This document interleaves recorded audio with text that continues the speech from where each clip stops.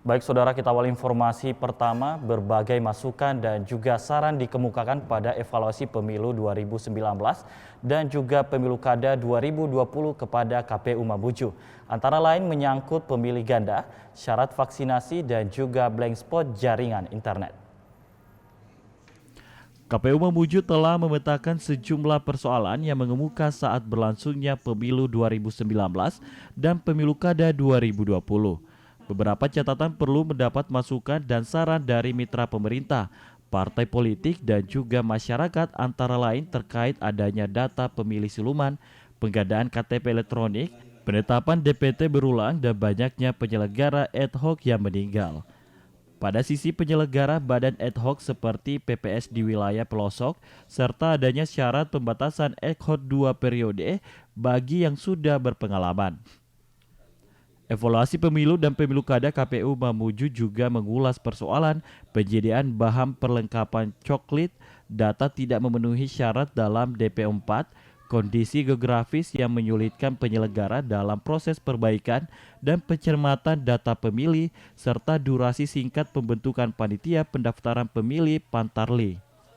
Keterbatasan pangguan IT juga jadi kendala penyelenggara ad hoc merampungkan tanggung jawab di lapangan terutama di wilayah terjauh.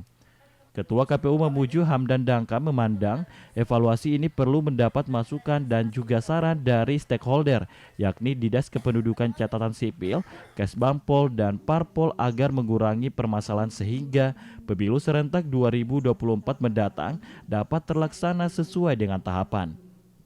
Penetapan daftar pemilih berkelanjutan untuk periode terakhir di tahun 2021 ini kami juga rangkaikan dengan evaluasi pelaksanaan pemilu di tahun 2019 dan pilkada di tahun 2020. Dan tentunya dari berbagai masukan baik itu dari tingkat pemerintah daerah dalam hal ini Kesbangpol dan Dikcapil, dari teman-teman partai politik itu lebih banyak menyoroti tentang pelaksanaan kegiatan baik pemilu atau pilkada itu di hari H, yakni di TPS dengan berbagai kasus-kasus kemarin masih adanya pemilih yang menggunakan hak pilihnya 2 kali, kemudian tentang syarat vaksinasi juga yang diberikan masukan kepada kami dan tentunya ini kami sangat merespon dengan baik. Kemudian tentang penggunaan IT untuk pelaksanaan pemilu serentak di 2024 ini dengan masih adanya beberapa daerah